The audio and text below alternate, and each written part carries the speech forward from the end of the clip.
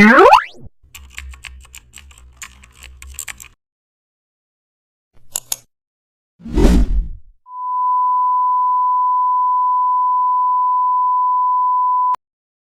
back to the channel. Don't forget to like, share, and subscribe my channel. Today we are explore how to create multi-page design layouts using artboards in Photoshop. I open Photoshop and immediately choose artboards because this project needs structure, not chaos. I create the first artboard as the cover page, then slowly add new artboards for inner pages. I pause here. This is where many designers rush. Each artboard represents a page, a flow, a story. I duplicate layouts to maintain consistency, then carefully adjust text and images so repetition feels intentional, not lazy.